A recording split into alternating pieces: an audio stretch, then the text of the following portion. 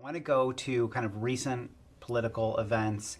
World Relief is one of about 10 organizations that has a special relationship with the State Department for resettling refugees. Recently, the current administration had brought in some white South Africans, Afrikaners. The Episcopalian Church decided that they would suspend their relationship, at least temporarily, with the State Department over this. Now, from an NPR piece, and I'm going to let you kind of build this out, I get the sense that World Relief took a different approach.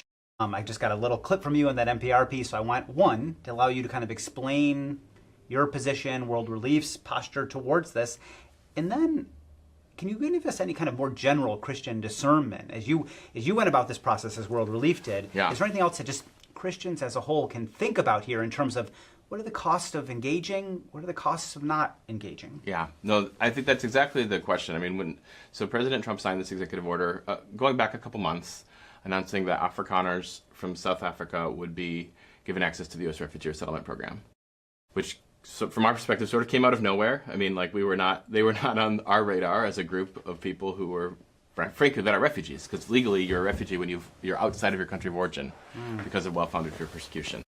That's not the group. You know, these people who are still within South Africa. You know, we talked to some of our church partners in different parts of the world, and most church leaders in South Africa are pretty clear that some of the alleged persecution that the United States government is alleging is not really happening. Which isn't to say that there's not violence in South Africa. There absolutely is, and it affects white people and black people and everyone else, and that's a huge problem. It's a huge problem in many parts of the world, but it's severe in South Africa. I don't want to minimize that or that people have been victims of awful crimes. I think I'm personally skeptical of the idea that this is systemic racism towards this white ethnic minority. And it is troubling to me that we would resettle people our government is classifying as refugees from that group while we have closed off refugee resettlement to the rest of the world. Refugee resettlement was suspended in an executive order on January 20th. Now, this is where it gets complicated for us as World Relief. We are, or historically have been, one of 10 refugee resettlement agencies. We've had that designation for, since the 70s. Certainly the largest evangelical organization in that category. When we saw this executive order, our initial discussions at our leadership team was, let's look at our mission. Our mission at World Relief is to boldly engage the world's greatest crises in partnership with the church. Is the situation of Afrikaners in South Africa among the world's greatest crises? In our estimation, it's not. It's not to say we're not sympathetic to the individual circumstances that some people may have experienced, but the Democratic Republic of Congo, definitely in the world's greatest crises. The civil war in Sudan, definitely among the world's greatest crises. What's happening in Burma, what's happening in Syria, what's happening in Ukraine, what's happening in Haiti.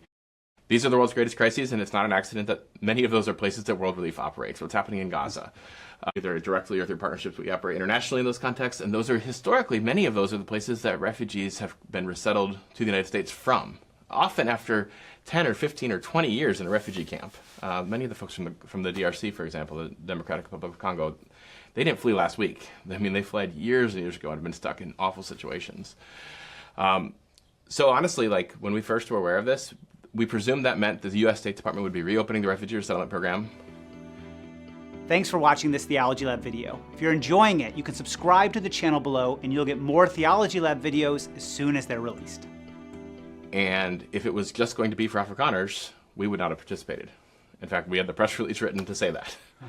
And then the U.S. government was a little craftier than that. They didn't reopen the U.S. Refugee Resettlement Program. They brought people on a charter plane to the United States, and then they made them eligible for a range of services that are funded by the Office of Refugee Resettlement, which is a different part of the federal government within the Department of Health and Human Services.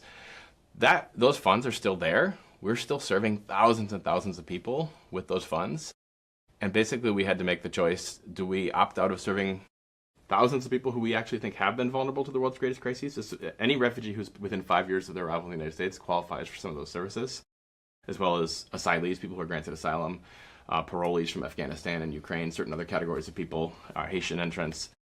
So for us, it was a very complicated decision of, do we opt out of serving these large number of people who we think actually are very central to our mission, because we disagree with the government, or we have questions at least about the government's designation of these other individuals. And we decided, we're going to serve this, at this point for World Relief, it's been one family with dignity, and we believe they're made in the image of God the same way that we believe everyone is.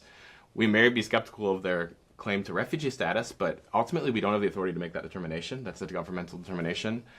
But I don't, I respect the decision the Episcopal Church made in this regard. I also think, frankly, had every resettlement agency made the same decision, there would be tens of thousands of people without access to services, which actually might be exactly what certain people in this administration would prefer to happen, would be to basically shut down the refugee resettlement infrastructure altogether, instead of sustaining it so that it could be revived at some point. Even hopefully, we hope in this administration, we continue to advocate with this administration. President Trump talks a lot about wanting to stand with persecuted Christians. Most refugees who resettled in the United States last year were Christians, and most of those Christians were actually from the 50 countries where Open Doors says that Christians face the most severe persecution in the world. Countries like Afghanistan, like Burma, like Iran, like Iraq, Syria. These, we've already resettled a lot of those folks last year. We want to be able to keep serving them.